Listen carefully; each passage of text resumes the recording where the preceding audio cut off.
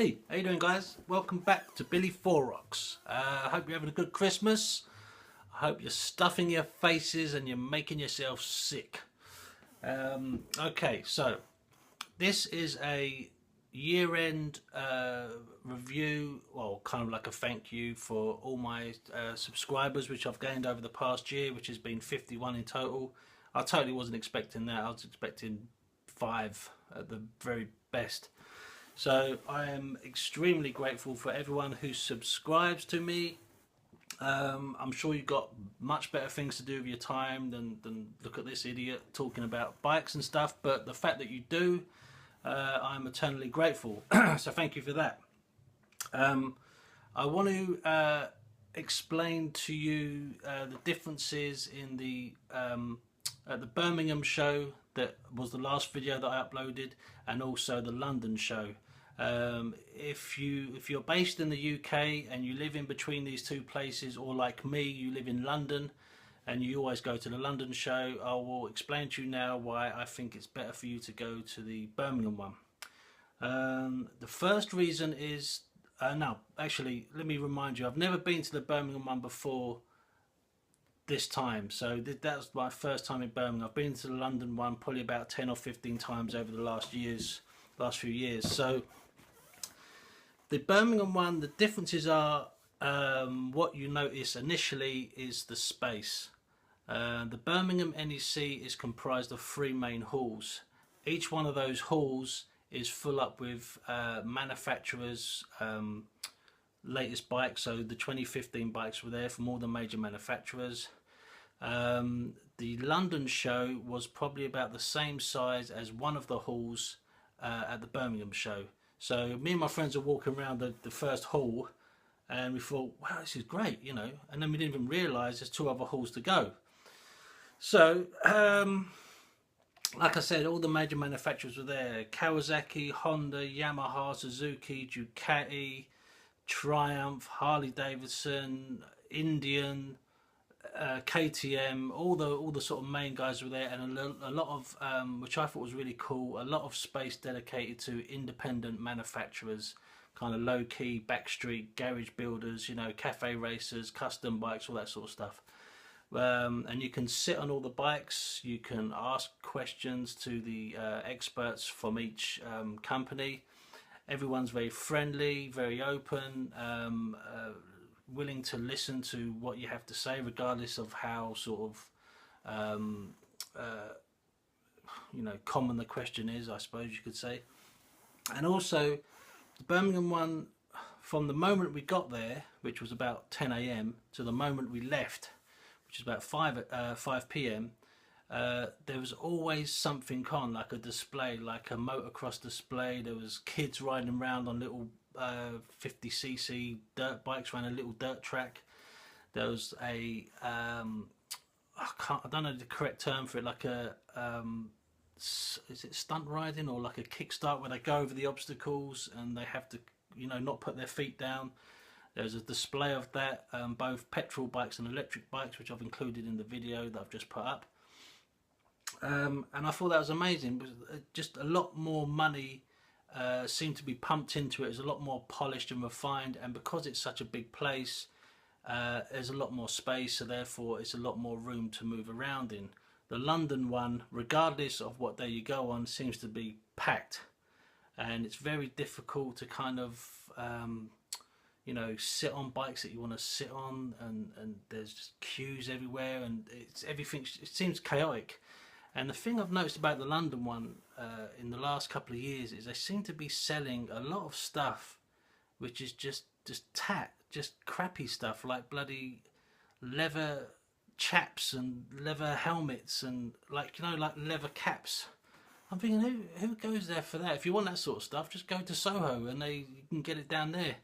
So it's not really, there's like 20 or 30% of the London show not really aimed at regular bikers, you know, normal geezers, you know, like me and you, that kind of just ride every other day or every day, and that just want to buy some decent gear for a decent price.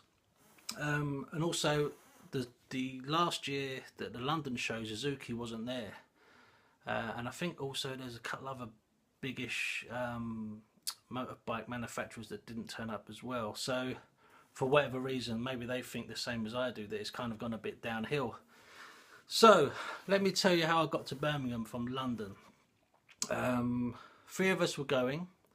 I booked the ticket on trainline.com. Now, I booked the ticket in the beginning of September. It cost me £7.40 per person for a return ticket. Now, let me put that into some perspective. My weekly travel ticket to go from home to London over 7 days is £21. Now, excuse me, that's only a 15-minute journey. Now, London to Birmingham is an hour and a half, 2 hours, depending on the what stations you stop at. So I thought that was incredible. Even the guy on the train checking the tickets, he looked at my tickets and he was like, "Fucking hell, that's cheap." I said, "I know. I mean, you book it in far enough in advance, and that's what you get." So to get there was £7.40. Now, the Birmingham NEC is actually based right next to the Birmingham airport. It's kind of just a massive open land, and it's quite industrial.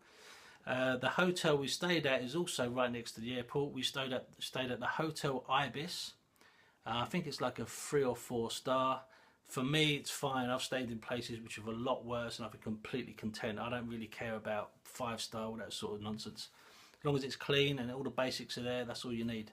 So the room at the Hotel Ibis was £42 for one night. That includes a breakfast. That's a room each. Each room had a double bed and a really nice shower and all the amenities that you needed, a coffee machine and all that, TV. So we could just relax and do our own thing and get ready for the next day. So what we did is we got I think we got the train about midday from London Euston. We got to Birmingham by about 2 o'clock. We booked in, got all our stuff off. We went back on the train to Birmingham New Street, which is like the kind of the hub of Birmingham where all the action is, all the shops. We went and got a meal, went back to the hotel, stayed there overnight. Next morning we got our breakfast, went to the show by about 10 AM. Really easy to get to. You just get on like a little shuttle service which runs directly from the airport to the NEC show itself. Just follow the crowds. I mean, you can't miss it. But yeah, that's my rundown on the Birmingham NEC. If you live in London or you're in 2 minds about going to Birmingham, regardless of where you live, then I thoroughly recommend it. I don't think I'm going to be going to the London one.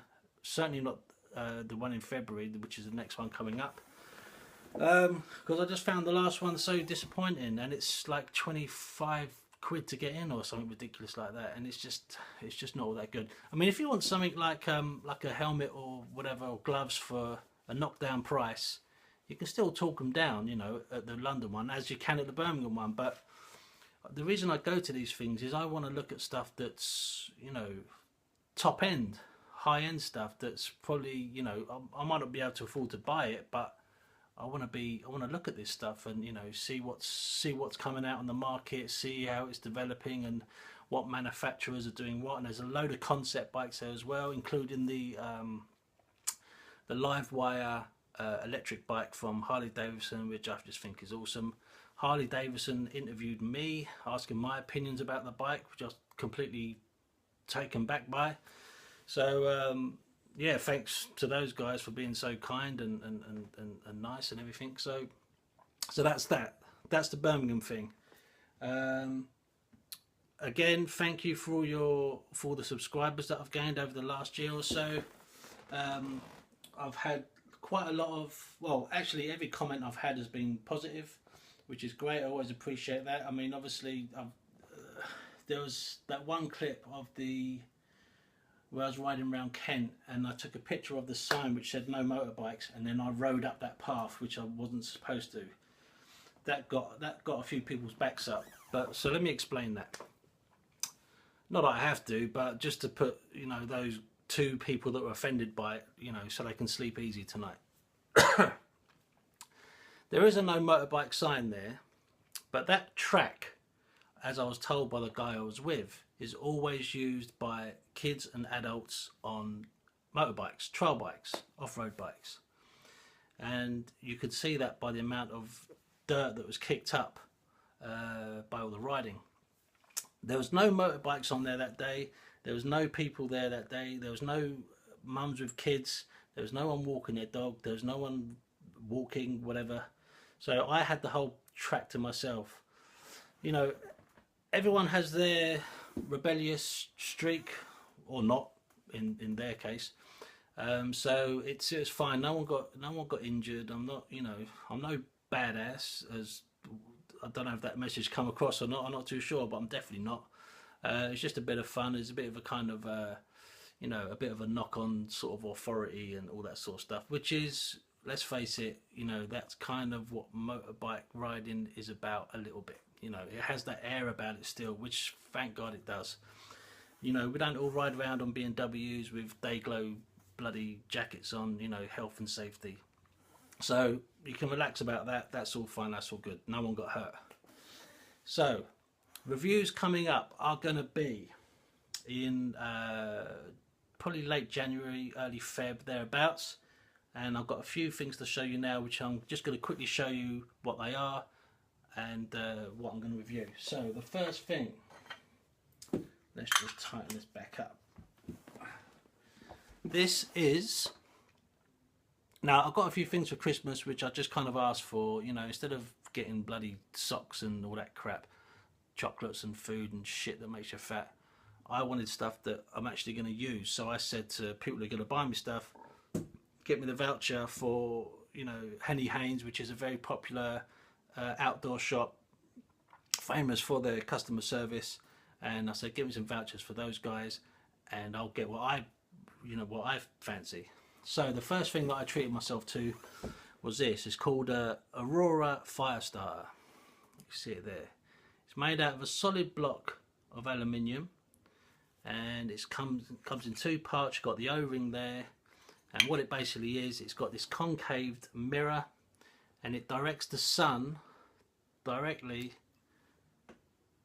to that point at the top there. So whatever tinder you have, be it charcloth, a bit of cotton, dry leaves or whatever, some twigs, put that on the end, and the heat from the sun will be focused at that point, and whatever you got on there will catch a light.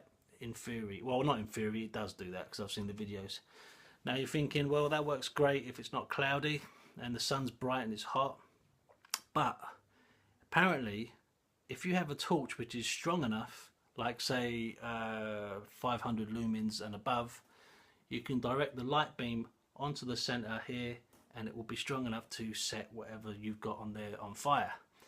Now I haven't seen evidence of that. If it can do that, then that's amazing, because you can do without a striker or a lighter, whether you choose to do without it or you've forgotten them, or for whatever reason, this can come in handy.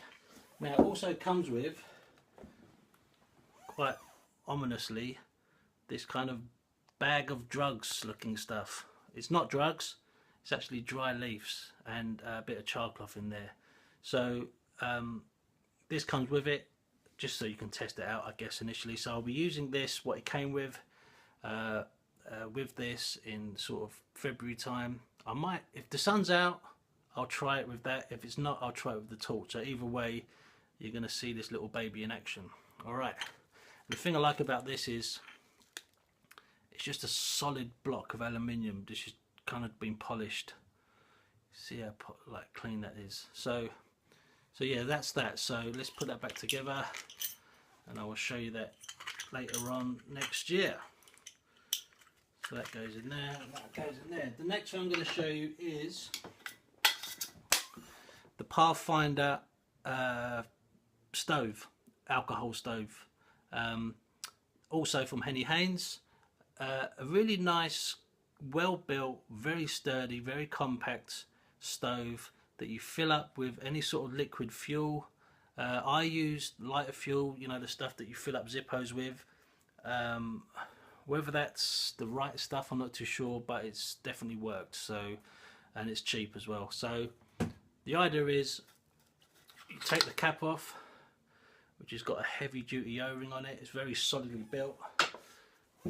You fill up to the not right to the top obviously, but just to where it meets this bit here. Fill it up to there with your the fuel of your choice, and then it lights, and out of these little holes comes the jets, and you put your whatever you want to cook on top there, and it does the business. Now this grated metal ring comes off, goes on the top, and you put whatever you want on the top there. I use just one of these little can things that sits on there. The idea of this is it stops the wind from coming in to a certain degree, but it also lets oxygen in, so it keeps it burning strong. Now it's not as quick at cooking at boiling water than as the jet boil is. The jet boil is a concentrated fuel in a canister. The jet is a lot more it's propelled as such, and it's also focused at one point, so it's a lot more hotter, whereas this just kind of burns freely, you know. So I tested this the other day just to see it, because I didn't have much else on. I filled it up with the lighter fuel, which is the Swan stuff, or Ronsel make it as well. Lit it, and it was enough to cook enough soup, which was like a bowl's worth up to that point there, and 2 coffees. So that is essentially a night's camping's worth of food, either 2 cans of soup or some beans and some bread in there, whatever you want. So that's compact enough for a good night's camping.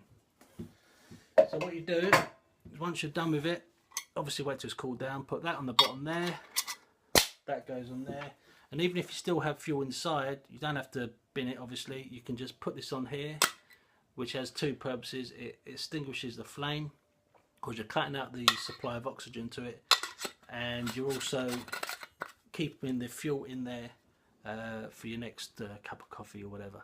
Okay, so I'll be doing reviews of those things very shortly. So yes, so again, thanks for subscribing, thanks for your kind comments. Oh yeah, the Birmingham show one, someone very kindly mentioned to me that it was no longer viewable from where they lived, and the reason being was I used some AC/DC music on the video, which I thought suited the video quite well, but apparently the powers that be stopped me from using it, and they took my video down in certain countries. So I re-uploaded the video with non-copyright music. The music's not all that, I apologise, but it's the best that I could do for that sort of video. So yeah, enjoy it, watch it.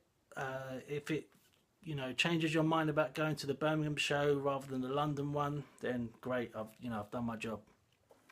So thanks again, lots more to come next year. Have a lovely Christmas. I hope you're all well, and I'll see you soon. Adios.